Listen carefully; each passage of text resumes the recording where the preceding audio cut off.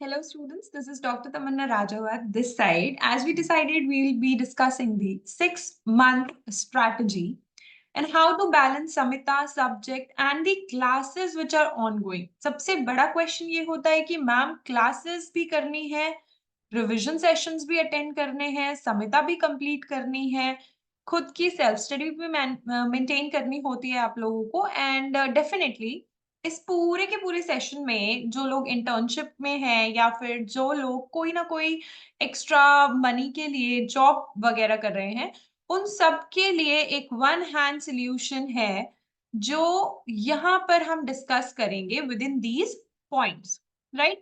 इसमें सबसे ज़्यादा इम्पोर्टेंट पॉइंट क्या है आपका? Mindset. If your mindset is like growth mindset, if your mindset is कि may anything come, may any kind of situation it is, I will balance myself because I am at my own. मुझे मेरे ऊपर पूरा भरोसा है और मैं इस चीज को कर ले जाऊंगा या कर ले जाऊंगी, then of course the game is yours. क्योंकि जो अपने ऊपर भरोसा करता है ना, वो अपनी पढ़ाई को भी पूरी सहूलियत से करता है, बहुत अच्छे से जो 1 घंटा, 2 घंटा वो निकालता है, वो तरीके से अपनी पढ़ाई को लगाता है इंस्टेड चिंता करने के। क्योंकि चिंत्यानामति चिंत्यानाम, रस्वः स्रोतोदुष्टि भी करेगा आपकी, है ना? रस्वः स्रोतोदुष्टि कर दी, रस धातु की दुष्टि हुई, तो उसका मल क्या है? कफ है, वो बढ़ जाएगा आपकी बॉडी में, फिर तो आप एक्टिवली वैसे ही परफॉर्म नहीं करने वाले हो। तो बिल्कुल भी अपने माइंडसेट को सबसे पहले आपको क्या करना है? ब्रश अप करना है। मैम माइंडसेट कैसा रखना है हमको? नंबर 1 आपको ऑप्टिमिस्टिक माइंडसेट रखना है। आपको ये ध्यान रखना है कि मेरी एनर्जी कहीं भी आलतू-फालतू ड्रेन नहीं होनी चाहिए। ठीक है, दूसरा बंदा क्या कर रहा है? ओपीडी भर रहा है, आईपीडी भर रहा है, मुझे जो मेरा काम मिला है मैं वो काम करूँगा या करूँगी और उसके बाद अपना एक स्पेस आउट करके अपनी पढ़ाई करूँगा। ठीक है? उसमें अब मैं क्या चीज़ें सबसे ज़्यादा फोकस से करूँ? तो Samita is the thing. Samita he game changer होता है वहाँ पे और वही बेस होता है। सबसे पहले हमने किस पे फोकस करना है कि हमको सिलेक्शन लेना है। फिर हम रैंक की तरफ और नेशनल कॉलेजेस की तरफ जाएँगे। क्योंकि जब आप दौड़ना शुरू करते हो, छोटे-छोटे स्टेप्स लेते हो, तभी आप अल्टीमेटली अपने गोल तक पहुँचते हो और अपने गोल तक पहुँचने के बाद वहाँ से आप कोशिश करते हो कि अब मैं रेस जीतूँ। है ना? आप पहले एक पेस बनाते हो, मोमेंटम अपना क्रिएट करते हो एंड देन आप रेस जीतना चाहते हो, उसकी तरफ आगे बढ़ते हो। तो सबसे पहले हम क्या डिस्कस करेंगे? रिविजन ऑफ द संहिता। अगर आपके कोचिंग्स में ऐसा हुआ है कि आपकी चरक संहिता का पूर्वार्ध वाला सेक्शन खत्म हो गया है और उत्तरार्ध स्टार्टेड है, या फिर आपका सुश्रुत संहिता पैरेलल में चरक के साथ भी हो चुका है, तो आप लोगों को क्या ख्याल रखना है और किस चीज पे ज्यादा फोकस करना है कि जी सुश्रुत तो करा दी, चरक भी करा दिया है विद इन दी कोचिंग, अब किसकी रिस्पॉन्सिबिलिटी है उसका रिवीजन करना? आपकी रिस्पॉन्सिबिलिटी है उसका रिवीजन टाइमली करना। इसलिए आप क्या कर सकते हो कि आप अपनी चरक संहिता को सुबह के स्लॉट में रख सकते हो। सुबह के स्लॉट में संहिता रखना सबसे बेस्ट माना जाता है, क्योंकि आप जब सो के उठते हैं तो आपके ब्रेन सेल्स बहुत एक्टिव होते हैं और जब ब्रेन सेल्स बहुत एक्टिव होते हैं तो आपका परफॉर्मेंस जो है ना, वो 10x इंक्रीज हो जाता है। इसलिए मॉर्निंग में आपने क्या रखना है? हमेशा चरक का टाइमिंग रखना है, क्योंकि वो बहुत ज़्यादा कॉस्ट इफेक्टिव होता है। नंबर 2, जो बच्चे कहीं न कहीं रैपिड रिविजन सीरीज़ में जॉइन हैं, वेल एंड गुड, बहुत अच्छी चीज़ है, क्योंकि आपने आज चरक सूत्रवन पढ़ा, ठीक है? आपने महाकषाय पढ़ा, लेकिन शाम को ही अगर किसी ने आपसे वो पूछ लिया, तो वो और भी ज़्यादा पक्का हो जाता है। आप क्या भूल रहे हैं, आप बहुत क्लियर हो जाते हैं उस चीज़ पे, प्लस आप कितना रिटेन कर पा रहे हैं। ऑन द स्पॉट आप कितना आंसर कर पा रहे हैं और बैक रिविजन टेक्नीक से आप किस तरीके से अपने कंटेंट पे वापस जा पा रहे हैं, रेफरेंस तक पहुँच पा रहे हैं, जो भी क्वेश्चन पूछा जा रहा है। तो वो सबसे बेस्ट टेक्नीक होती है लंबे समय तक याद रखने की। तो इस गलती और इस भूल में तो बिल्कुल नहीं रहना है कि यार अभी तो पूरा सिलेबस ही नहीं हुआ है, हम कैसे रिविजन सेशंस लगा सकते हैं, कैसे हम चीज़ें कर सकते हैं। बच्चे 1 घंटा तो हम कहीं न कहीं इधर-उधर कर ही देते हैं ना। तो अगर हम 1 घंटा 4 बच्चों के साथ आके 4 नई चीजें सीख लेंगे और अपने लूप होल्स अभी से आइडेंटिफाई कर लेंगे, तो second revision, third revision cycle तक तो हमें वो चीज ऐसे कंठस्थ हो जाती है कि कोई सोते हुए में भी उठा के पूछ लेगा ना कि स्त्रोतोविद का लक्षण क्या है या फिर इसके मूल क्या है, तो वो हम कभी नहीं भूलेंगे। इसलिए कुछ सही टाइम्स होते हैं जब आपको ये रियलाइज भी होना चाहिए, क्योंकि इसमें क्या होता है, आधे बच्चों के मन में तो डर होता है कि यार मुझसे आंसर नहीं बनाना तो फिर बेइज्जती हो जानी है वहां पे। नहीं, ऐसा नहीं है बच्चे। आपकी लाइफ में बेइज्जती ना हो, उससे बेटर है ना कि आप यहाँ पे आके किसी एक सेशन को ज्वाइन करके कहीं पे भी किसी भी प्लेटफॉर्म पे रिवीजन करिए। अगर आप खुद नहीं मैनेज कर पा रहे हैं तब, अगर आप खुद मैनेज कर पा रहे हैं, आपको लगता है इफेक्टिवली हो रहा है, मैं बैक रिवीजन टेक्निक से रेफरेंस पे पहुंच पाता हूं जब मैं एमसीक्यू सॉल्व करता हूं, then definitely it's well and good, है ना, आप उसके साथ जा सकते हैं, कोई प्रॉब्लम नहीं है उसमें। तो सबसे पहले हमने क्या करना है, सबसे पहले हमने चरक संहिता रिवाइज करनी है स्टार्टिंग ऑफ द डे से। ठीक है, चरक संहिता के साथ जब आप उसका रिवीजन करें, मान लीजिए अगर आप 5 बजे से 8 बजे तक पढ़ते हैं 3 घंटे, तो आपको 15 मिनट्स लैटिन नेम पढ़ने हैं प्लस इंग्लिश नेम्स पढ़ने हैं। और ऐसे ही आप Latin name, English name, chemical compositions, इस तरीके से एक एक चीज बढ़ाते जाएंगे। 5 लैटिन नेम पढ़ लिए, 5 केमिकल कॉम्पोजिशन पढ़ लिए और 5 इंग्लिश नेम पढ़ लिए, क्योंकि केमिकल कॉम्पोजिशन पे हर बार क्वेश्चन आ ही रहा है, लैटिन नेम या फैमिली पे भी क्वेश्चन आ ही रहा है, ट्रेंडिंग में वो चीजें आ रही हैं, और अगर वो आती है तो ग्रेसफुली एक क्वेश्चन सही किया, 10 रैंक ऊपर पहुंच गए। इस चीज पे आपको बहुत ज्यादा लाजमी है कि आप उस चीज को बहुत ज्यादा, मैं कहूंगी, रिलीजियसली फॉलो कर लें। अगर आप ये रिलीजियसली फॉलो कर लेते हैं तो आप दूसरों से बहुत आगे होंगे, क्योंकि बच्चे ये एग्जाम सिर्फ चरक संहिता का नहीं है ना, ये एग्जाम पूरे सिलेबस का है। तो आप पूरे सिलेबस को कैसे धीरे धीरे लेके चलते हैं, वो बहुत इंपॉर्टेंट है। ठीक हो गया। उसके बाद क्या है, आपको अपने दिन को ऐसे डिजाइन करना है कि आप कम से कम 1 से 1.5 घंटा अपनी सुश्रुत सूत्र स्थान के लिए निकाल पाए, उसका रिविजन आप करते चलें। ठीक है, आप उसके भले ही पूरा एक चैप्टर नहीं हो पा रहा, 5 पन्ने करिए, पर करिए, क्योंकि अगर आपको ये लगेगा कि एक चैप्टर करने में तो इतना ज्यादा टाइम लग जाएगा, इसमें मैं ये शेड्यूल मेरा मिस हो जाएगा, वो हो जाएगा, बट कभी तो करना ही है ना। कब करेंगे? अब अभी करना है, अभी ही आपको उस चीज को अपनी जिम्मेदारी समझ के करते हुए लेके चलना है। जब आप चरक सुश्रुत को पैरेलली करने लग जाएंगे ना, उसके बाद आपको कॉन्फिडेंस खुद से फील होने लग जाएगा, है ना। फॉर एग्जाम्पल जो हमारी सीरीज है उसमें हम लोग क्या करते हैं, हम लोग 2 सेक्शन में रखते हैं। एक रैपिड रिवीजन का हमारा सेक्शन होता है जहां पर हम अपने स्टूडेंट से पूछते हैं चरक सूत्र का रैपिड रिवीजन जो चल रहा है, और दूसरी जगह हम गोविंद पारिक का सेक्शन रखते हैं जिसमें हम कंपैरेटिव स्टडी के 5 पेजेस हो गए, थोड़ा सा रसशास्त्र है, थोड़ा सा हमने द्रव्य गुण रखा होता है उन लोगों के लिए, और ऐसे ही छोटे-छोटे जो सेक्शंस होते हैं, जैसे कि लैटिन नेम का सेक्शन हमने उनके लिए रखा हुआ होता है, इंग्लिश नेम रखे होते हैं, केमिकल कंपोजिशन 5 टू 10 रखे होते हैं कि इतना आपको कंटेंट याद करके आना है। रसशास्त्र में मूषा है, कोष्ठी है, तो जब हम थोड़े-थोड़े बाइट्स में चीज़ों को एक-दूसरे के साथ डिस्कस करते हैं और फिर वहाँ पर हम आप लोग हमारे चैनल पे देख सकते हो, मैंने अपलोड भी करा हुआ है कि सारे बच्चे साथ में मिलके जब आंसर करने की कोशिश करते हैं, तो एक घबराहट भी दूर होती है, और दूसरी चीज़ आपको कॉन्फिडेंस भी आता है कि मेरे जैसे 4 बच्चे, 4 एस्पिरेंट्स और हैं, जो लोग कोशिश कर रहे हैं, मेहनत कर रहे हैं, उन्हें कुछ बना, हमें कुछ बना, तो हम दोनों ने एक-दूसरे की चीज़ें सुन के भी बहुत सारी चीज़ें याद की हैं उसमें। इसलिए मैं यही बोलूँगी, रिविज़न से घबराना नहीं है।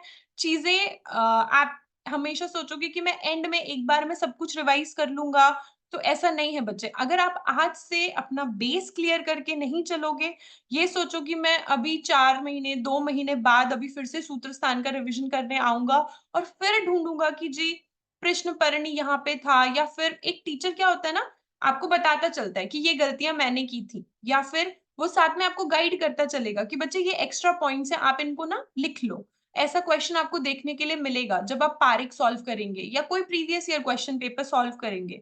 तो किसी का 1 साल का एक्सपीरियंस आपको उस एक क्लास में मिल जाता है, उस एक चैप्टर के रिगार्डिंग। इसलिए कोशिश ये करनी है कि आपको अपने अच्छे से मेंटर के साथ कनेक्टिविटी में भी रहना है और ऑनेस्टी में भी रहना है। सबसे इंपॉर्टेंट आपकी ऑनेस्टी है बच्चे। जो आपको इस जर्नी में यहाँ से वहां तक पार लगा के लाने वाली है। अगर आप कोई भी टेस्ट अटेम्प्ट कर रहे हो और सोच रहे हो कि समिता खोल के देख लेंगे या फिर एक बार बस चेक ही किया था, तो बच्चे बात नहीं बनने वाली है ना? क्योंकि एग्ज़ाम हॉल में ऐसा कुछ नहीं होने वाला है। एग्ज़ाम हॉल में आप होंगे और आपकी स्क्रीन होगी। Nobody is going to help you and help लेनी भी नहीं चाहिए उस टाइम तो आप किसी पे ट्रस्ट ना करें, अपने ऊपर भरोसा करें और काम करें। ठीक है बच्चे? तो समिता में आपको चरक सुश्रुत अब से डेली पढ़ते हुए चलना है, बात तभी बनेगी। ठीक हो गया? सेकंड थिंग आपकी क्या है? आपको हार्ड वर्क और स्मार्ट वर्क दोनों को अब पैरेलली लेके चलना है। हार्ड वर्क है आपका समिता सेक्शन कवर करते चलना। स्मार्ट वर्क है आधा घंटा रसशास्त्र को देना। रसशास्त्र 2 पोर्शंस में डिवाइडेड होता है, हमेशा ध्यान रखना है, मैं बार-बार बोलती हूँ। नंबर 1 आपका वो वाला सेक्शन जहाँ परिभाषा प्रकरण है, मूषा है, कोष्ठी है, ये पूरा सेक्शन। नंबर 2 कौन-सा सेक्शन है आपका? शोधन है, मारण है, धातुओं और ग्रहों का संबंध बताया हुआ है। तो वो बहुत इंपॉर्टेंट वाले टेबुलर फॉर्म्स हैं, like with in the GP series of r आयुर्तत्व। वहां पे हमने सबसे पहले रसशास्त्र के उन पोर्शंस पे फोकस करके बच्चों का वो चीजें कवर कराई हैं, क्योंकि उन चीजों से डायरेक्ट क्वेश्चन आता है। लाइक मनहशिला के भेद पूछे थे, क्या वो बहुत बड़ा क्वेश्चन था? कुछ बहुत डीप पूछ लिया था उन्होंने? नहीं ना, वो बेसिक तो जीपी में भी दिया हुआ है। तो आपका नॉलेज बेसिक लेवल का पहले बहुत क्लियर होना चाहिए, फिर तो आप डीप पे जाएंगे ना बच्चे। तो इसलिए आपने एक चीज़ें बहुत ध्यान रखनी है कि जो भी सब्जेक्ट है, उसको आधा घंटा मुझे डेडिकेटेडली देना है। 2 पन्ने पढ़ेंगे, हाफ एन आवर देंगे, 30 डेज़ होते हैं, आप कितने पेजेज़ पढ़ पाएँगे? खुद कैलकुलेट करिए। इसलिए आपको कैलकुलेटिव चीज़ें करनी है, आपको वेगली चीज़ें नहीं करनी है और इन चीज़ों को ना लिखिए। अगर आप लिख नहीं पा रहे हैं, तो अपने मेंटर को मैसेज करिए। आप सुबह 5 बजे उठे, मैसेज योर मेंटर, मैम मैं 5 बजे उठ गया हूँ, फिर उसके बाद मैंने ये किया। 5 बजे उठ गया, उसके बाद पढ़ने बैठ गए, फिर 8 सवा 8 बजे जब आपने लैटिन नेम वगैरह रिवाइज़ कर लिए, मैसेज योर मेंटर कि ma'am I am done with this target of mine. इससे क्या होगा ना, आपको खुद महसूस होगा कि हाँ, मैं किसी को तो रिपोर्ट कर रहा हूँ। जब आपको रिपोर्ट करना होता है ना, अपने किसी सीनियर को या किसी को भी, तो आप ज़्यादा रिस्पॉन्सिबिलिटी से काम करते हो। बच्चे, इस पूरी जर्नी में ना मेरा बस यही कहना है, साम, दाम, दंड, भेद जो लग रहा है लगा दो। आपको जिसको जैसे यूटिलाइज़ करना है, उसको वैसे यूटिलाइज़ करो। इस सोशल मीडिया के ज़माने में आप अपने फ़ोन को, अपनी चीज़ों को, अपने दोस्तों को, फैमिली मेंबर्स को, मेंटर को, जिसको भी जैसे भी आप अपनी लाइफ़ में, अपनी जर्नी में अकोमोडेट करके आगे बढ़ना चाहते हो ना, तो वो भी करो। लेकिन मेहनत करो, स्मार्ट वर्क करो और उस स्मार्ट वर्क का एक रोल प्ले क्या है? Seeking mentorship, friend plus guide. Guide का तो मैंने अभी आपको डिस्कस करके बता दिया कि आप क्या कर सकते हैं, उनको वीकली अपनी चीज़ें बता सकते हैं या डेली अपनी चीज़ें बता सकते हैं। जो आपने शेड्यूल बनाया है, एक रात पहले आप उनको फ़ोटो भेज सकते हैं उसका और फिर धीरे-धीरे करके पूरे दिन के जैसे-जैसे छोटे-छोटे गोल्स कंप्लीट होते जाएँ ना, वैसे-वैसे मैसेज करते जाइए। मुझे पर्सनली तो नहीं पता कि दूसरे प्लेटफ़ॉर्म्स पे क्या है, बट हमारे प्लेटफ़ॉर्म पे कोई आपको मना नहीं करेगा, रिस्पॉन्ड और करेगा कि बच्चे आपने इतना किया है, कोशिश करनी है कि इसमें ये और ऐड हो जाता या फिर एप्रिसिएशन मिलेगा। जब वो चीज़ें होती है ना तो आपको क्या मिलता है? आपको मिलता है सपोर्ट। बच्चे, इस जर्नी में ना सबसे इम्पोर्टेंट है मेंटली आपका हेल्दी होना विदाउट एनी ओवरथिंकिंग, है ना? तो फ्रेंड्स को आपको कैसे यूटिलाइज करना है इस जर्नी में? अगर कोई आपका फ्रेंड है जिसके साथ आपकी अच्छी बनती है, तो आप ऐसा भी कर सकते हो ना कि उसको आप गूगल डुओ पे बुला लो या कोई और वीडियो कॉलिंग एप्स हैं आजकल तो इतनी सारी, उस पे बुला लो, दोनों म्यूट कर लो अपनी-अपनी तरफ पे, आप अपना पढ़ते चलो, वो अपना पढ़ते चलेगा। मतलब ये सारी चीज़ें ना विदाउट एक्सपीरियंस नहीं बोल रही हूँ मैं। मैंने अपनी प्रिपरेशन में हर चीज़ इस्तेमाल की है। जैसे भी मैं कर सकती थी, अगर मुझे ऐसा लगता था कि एक्चुअली मैं एक मॉर्निंग पीपल हूँ, तो एक मॉर्निंग पर्सन का क्या होता है ना कि वो रात में बहुत लेज़ी फ़ील करता है, बट मुझे हमेशा होता था कि मुझे 11 बजे तक तो पढ़ के ही सोना है और 10 बजे से फिर मुझे ऐसा लगता था ये 1 घंटा मैं कैसे मैनेज करूँ? तो I used to ask my friend कि भई come to the video call and we will study. आप अपना पढ़ना, मैं अपना पार्ट पढ़ूँगी, है ना? तो दोनों ही म्यूट कर लेते थे और उससे एक ऐसे लाइव इंटरेक्शन जैसा रहता है कि हाँ, उधर अदर कॉर्नर पे ना दूसरा इंसान पढ़ रहा है। या फिर हम ऐसे कर लेते थे कि इतने बजे ही उठना है। आप भी अपने फ्रेंड्स के साथ ऐसा कर सकते हो कि यार आज ये चैप्टर करना ही करना है, ये पेजेस पढ़ने ही पढ़ने हैं, या साथ में आप डिस्कस भी कर सकते हो। नहीं तो अब 6 मंथ्स ही बचे हैं तो डिस्कशन को थोड़ा-सा आप कम कर सकते हो, रादर अपनी पढ़ाई और सेल्फ स्टडी पे ज़्यादा फोकस कर सकते हो, राइट? नेक्स्ट आप किस पे आ जाएँगे? नेक्स्ट आ जाएँगे आप अपनी स्ट्रेंथ और वीकनेस पे। आपको एनालाइज़ करना है स्ट्रेंथ और वीकनेस, कैसे एनालाइज़ होगी? ऑप्टिमिस्टिकली एमसीक्यू प्रैक्टिस करके ही एनालाइज़ होगी। ऑप्टिमिस्टिकली एमसीक्यू प्रैक्टिस करके आपकी स्ट्रेंथ और वीकनेस एनालाइज़ होगी। अगर आप अभी तक 100 क्वेश्चन पर डे कर रहे थे, तो आपको उन्हें 150 क्वेश्चन पर डे पे लेके जाना ही है। गोविंद पारिक के क्वेश्चंस आपके सॉल्व होने ही चाहिए, और अगर आपने 2017 से 2023 तक के क्वेश्चन पेपर्स को एक बार भी सॉल्व नहीं किया है, तो सबसे पहले उसे करिए। क्यों? क्योंकि मैंने अपनी सीरीज़ में 2017 का जब पेपर डिस्कस किया था, हमने जब एनालाइज़ किया, मैंने बच्चों को विद द रेफरेंस वहाँ पे पहुँचाया और तुरंत बुक खोली है उन लोगों ने, तब उनको समझ आया कि ये क्वेश्चन तो डायरेक्टली समिता के इस श्लोका से आया है और हम तो इसको बस ऐसे ही पढ़ लेते हैं और आगे बढ़ जाते हैं करके। तब हमने एनालाइज़ किया था कि टोटल 8 टू 9 क्वेश्चन्स चरक के उत्तरार्ध के सेक्शन से ही थे। जिसमें चिकित्सा स्थान के बहुत सारे क्वेश्चन थे, सिद्धि स्थान के बहुत सारे डायरेक्ट क्वेश्चंस पूछे गए थे। जब आप बैक रिविजन करेंगे ना, जब आप क्वेश्चन पेपर सॉल्व करेंगे, तब आप समझेंगे ना कि इम्पोर्टेंट क्या है, क्योंकि पूरी बैटल किसकी है? क्वेश्चन पेपर सॉल्व करने की ही तो है, वहाँ पे एमसीक्यू ही तो सॉल्व करना है, राइट? तो आपको ऑप्टिमिस्टिकली एमसीक्यूज़ पे बहुत फोकस करना है बच्चे। आपको 2017 से 2023 के क्वेश्चन पेपर क्यों करने हैं? क्योंकि वो एआईपीजीटी का पैटर्न है और अब तो पैटर्न में assertion, reason, match the followings, इस बार तो उन्होंने वो भी पूछा था संप्राप्ति को पूरा रीअरेंज करने वाले क्वेश्चंस, ये भी आने लग गए हैं। तो आपको अपनी स्ट्रेंथ और वीकनेस निकालनी है कि मेरे असर्शन रीज़न ज़्यादा गलत होते हैं या मैं डायरेक्ट क्वेश्चंस गलत कर रहा हूँ, रस शास्त्र से ज़्यादा क्वेश्चन गलत हो रहे हैं या चरक संहिता से। चरक संहिता के भी शारीर स्थान से ज़्यादा गलत हो रहे हैं या विमान स्थान से। तो जब भी क्वेश्चन गलत हो ना, आपको एक साइड पे एक छोटा नोटपैड लेके या कहीं पे भी मार्क ज़रूर करना है कि विमान स्थान के ना मैं रेगुलरली 1 हफ्ते से एनालाइज़ कर रहा हूँ, मेरे ज़्यादा क्वेश्चन गलत हो रहे हैं। मतलब मुझे एक रिविज़न तो लगना है विमान स्थान का, है ना बच्चे? तो जब तक आप अपने आप पे काम नहीं करेंगे ना, तो nobody else can help you. आप कितनी भी कोचिंग लगा लो, कहीं भी चले जाओ, आपको मेहनत अपने ऊपर करनी पड़ेगी। हम सिर्फ गाइड कर सकते हैं, आपको पाथ दिखा सकते हैं, हर जगह पे आपके साथ खड़े हो सकते हैं, लेकिन याद आपने करना है, एफर्ट आपने लेना है। जब आप एफर्ट लोगे तो हमारा एफर्ट आपके साथ मिलके काउंट होता है ना बच्चे? लेकिन मेन कौन है? मेन आप हैं। आपके इर्द-गिर्द हम हमेशा रह सकते हैं कि आप भटके ना, आप ट्रैक आउट ना हो, आपको सही सलाह मिले, सही चीज़ें मिले, सही वक़्त पे मिले, है ना बच्चे? तो इसलिए आपने ध्यान रखना है एमसीक्यू दिन के 150 से 200 से कम तो नहीं ही होने चाहिए। कम से कम एक फुल फ्लेज अगर बीएचयू का पेपर है, तो वो पूरे 200 क्वेश्चन होते हैं उसमें 180, 200 वो तो सॉल्व होना ही चाहिए, और नहीं तो मिनिमम जो आप 2017 के क्वेश्चन पेपर कर रहे हैं, तो 2 तो करिए ही करिए। 2017 और 2018 का क्वेश्चन पेपर सॉल्व करिए एक दिन। इस तरीके से आपने एमसीक्यूज़ को करना है और कोशिश करनी है कि ऑनेस्टली करना है। जितना बन रहा है उतना करिए। अगर आप एक क्वेश्चन पेपर भी कर पा रहे हैं, लेकिन एनालिसिस कर रहे हैं कि कहाँ से पूछ रहा है एग्ज़ामिनर, कहाँ पे वो गड्ढा दे रहे हैं, और क्वेश्चन पेपर सॉल्व करते टाइम ना पैटर्न एनालाइज़ ज़रूर करिएगा। कभी-कभी क्या होगा ना, जब आप एमसीक्यू करेंगे, मैच द फॉलोइंग है, एक ही ऑप्शन ऐसा होता है जो उससे बिल्कुल करेक्टली मैच कर रहा है। वो ज़्यादा कन्फ्यूज़ करने की कोशिश कर ही नहीं रहे आपको।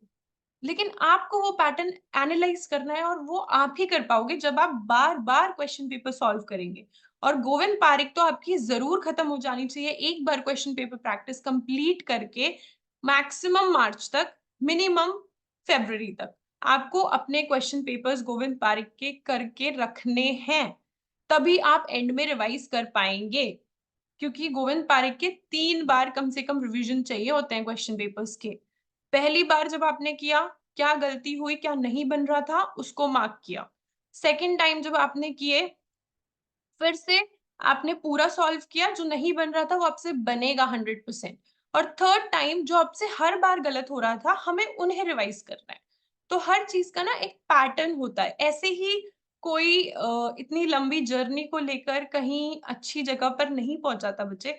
हर बंदा ना अपने लिए बहुत एफर्ट लेता है, बहुत मेहनत करता है। उसकी सराउंडिंग्स के साथ भी वो काम करता है। एनवायरनमेंट कैसा भी हो, वो एनवायरनमेंट क्रिएट करता है अपने लिए।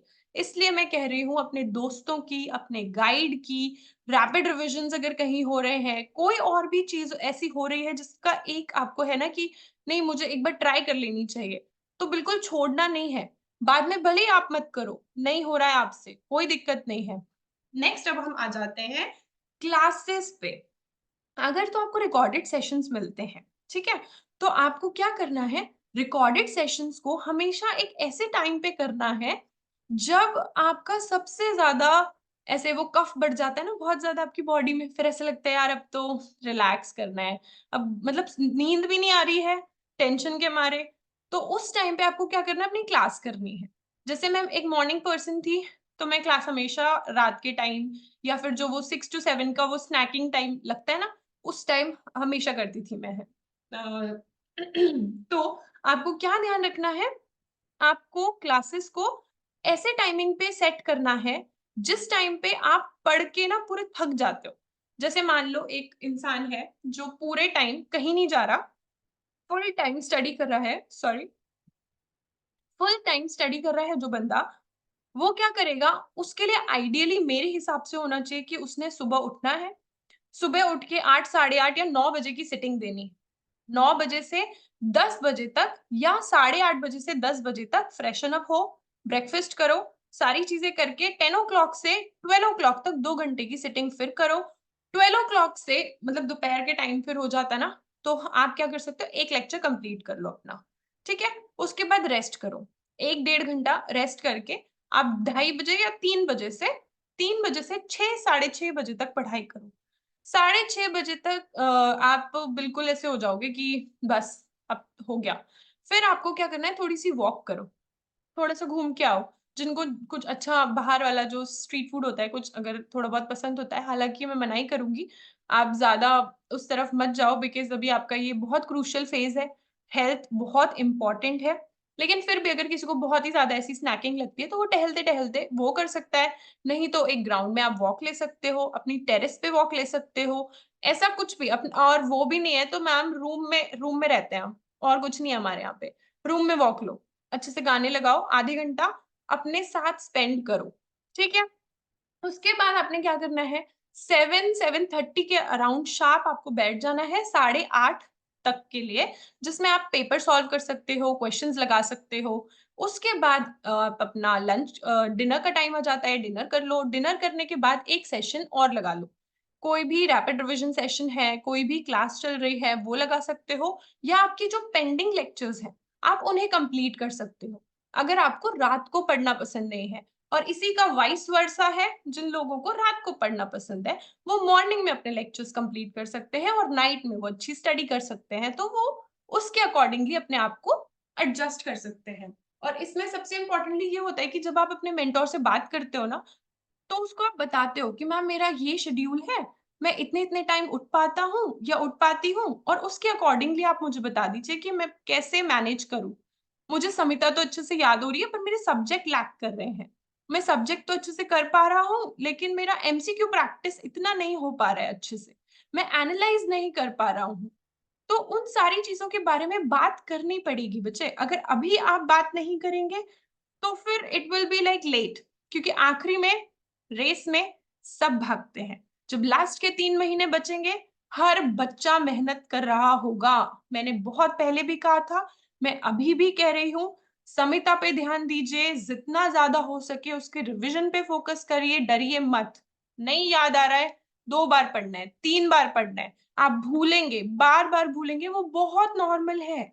भूलना तो है ना क्योंकि आपने याद किया है। लेकिन जब आप बार-बार करेंगे तो वो होता है ना, जब रंग चढ़ता है तो बार-बार जब रंग चढ़ाया जाता है तभी ना गहरा होता है वो। एक ही बार में गहरा तो नहीं हो जाता। होता है क्या? नहीं होता है ना? तो रियलिस्टिक अप्रोच रखो कि भूलूँगा मैं, कोई बात नहीं, लेकिन मैं फिर रिवाइज़ करूँगा, फिर तो याद हो जाएगा ना।